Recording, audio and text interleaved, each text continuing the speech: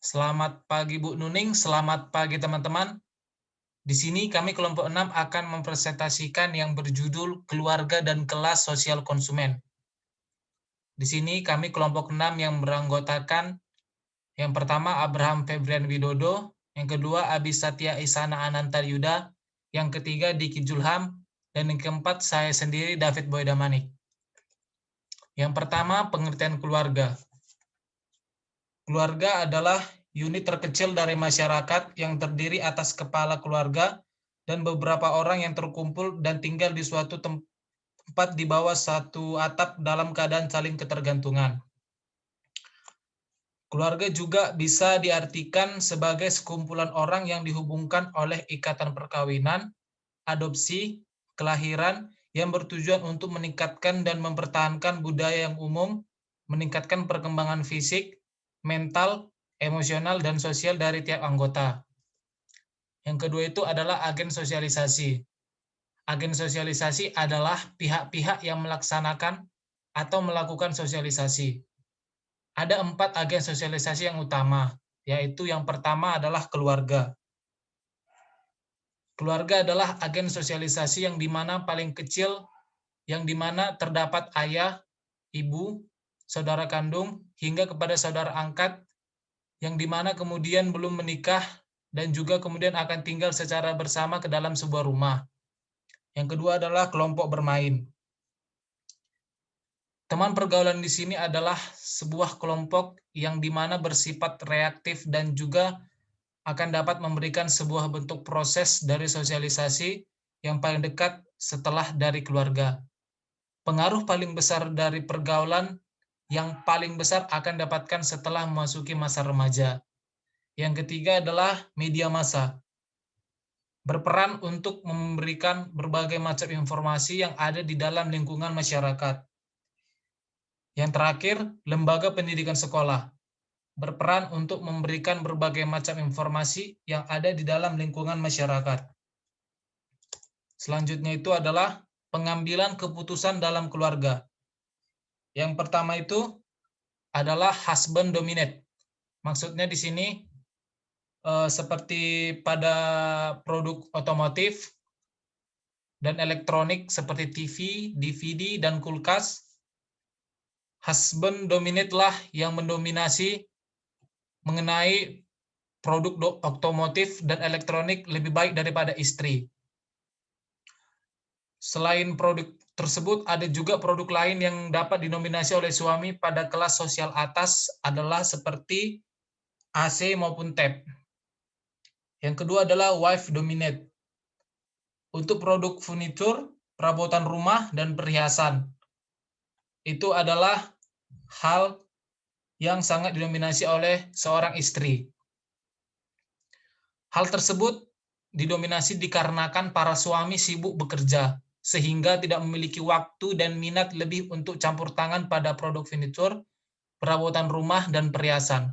Selain itu, pembelian barang rumah tangga dirasa oleh istri sudah seperti kewajiban atau tugas. Dominasi istri pada produk lainnya antara lain tabungan, peralatan kebersihan rumah, dan makanan juga disebabkan pengaturan tanggung jawab yang sudah sejak lama diterapkan oleh keluarga. Urusan tabungan pun menjadi dominasi satu orang saja, yaitu istri yang dipercaya mengelola keuangan. Selanjutnya akan dipresentasi oleh teman saya.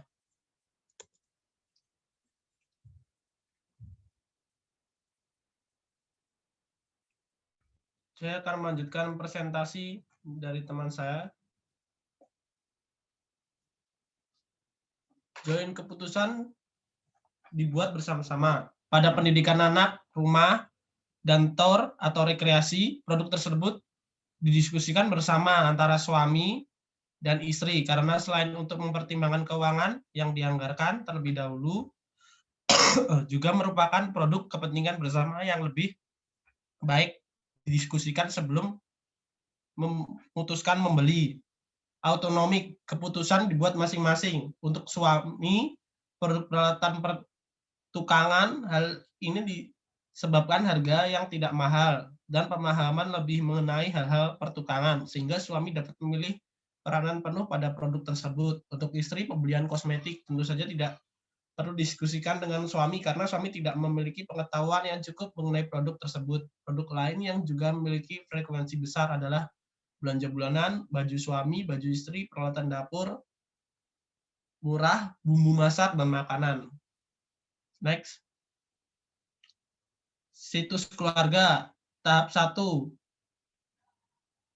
yaitu beach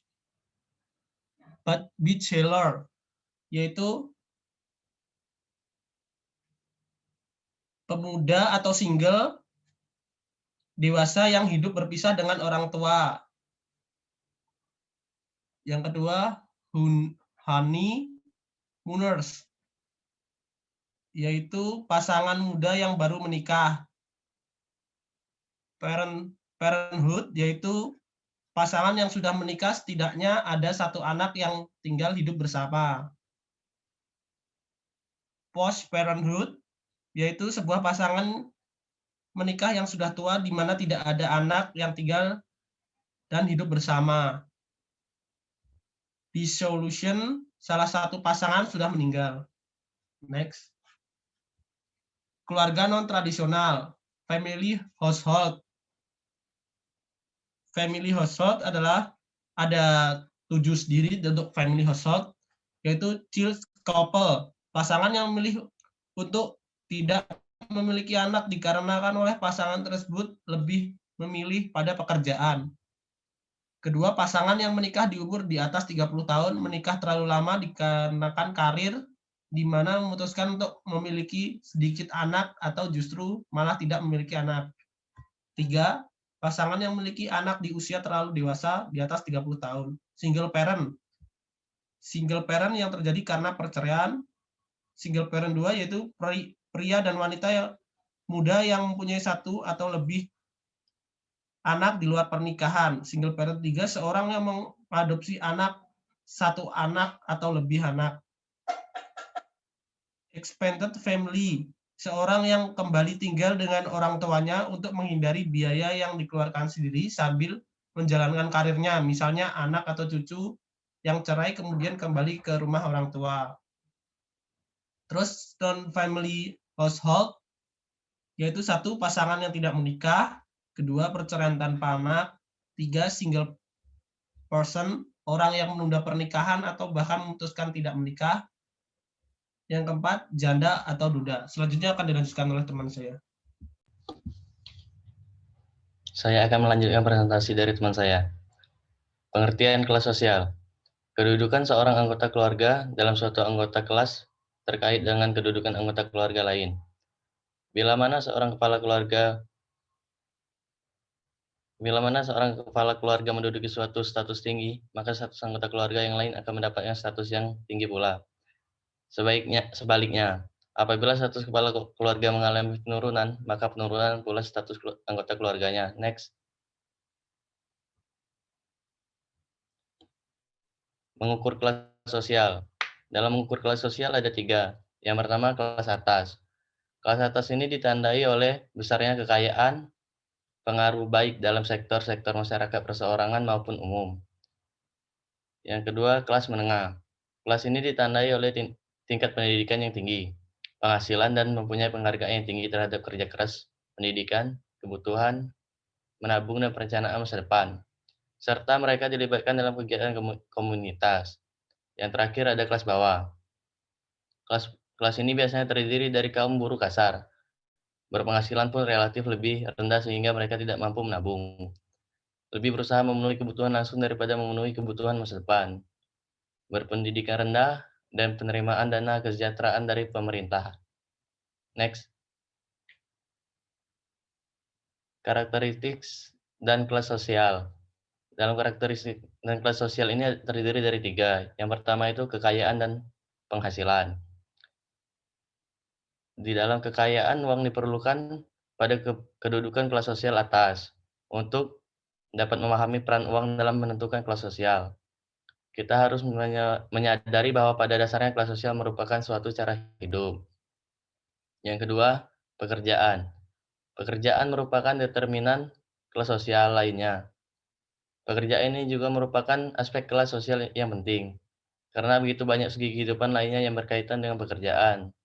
Dan yang terakhir itu ada pendidikan. Pendidikan merupakan hal yang sangat berpengaruh terhadap lahirnya kelas sosial di masyarakat. Hal ini disebabkan karena apabila seseorang mendapatkan pendidikan yang tinggi, maka memerlukan biaya dan motivasi yang besar. Kemudian, jenis dan tinggi rendahnya pendidikan juga mempengaruhi jenjang sosialnya. Selanjutnya akan dipresentasikan oleh teman saya. Terima kasih.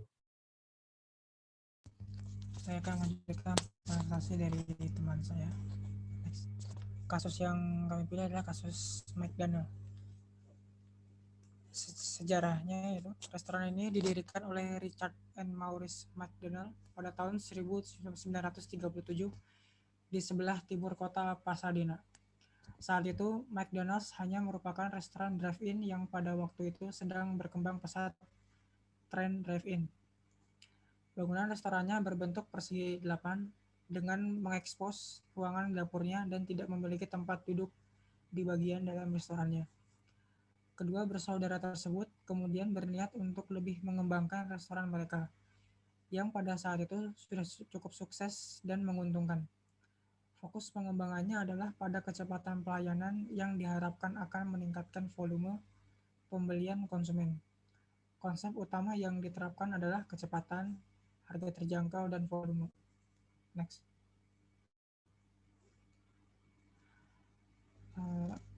Permasalahannya, di era sekarang sudah banyak restoran cepat saji yang sudah mengupgrade sistem pemesanan di restoran mereka.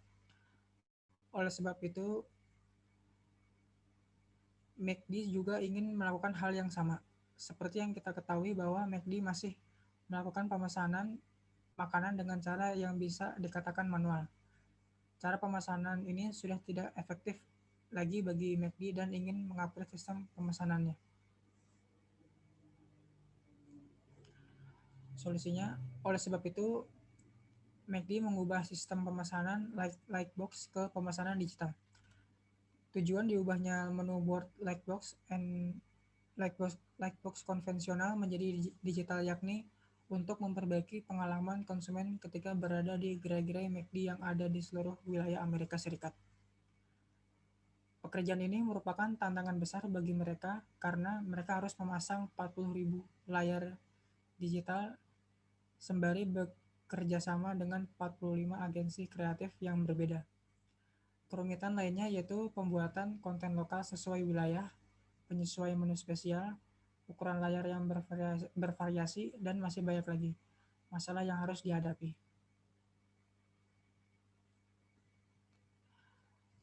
Rekomendasinya, kami merekomendasikan untuk semua gerai McD agar melakukan pemesanan sudah berbasis digital.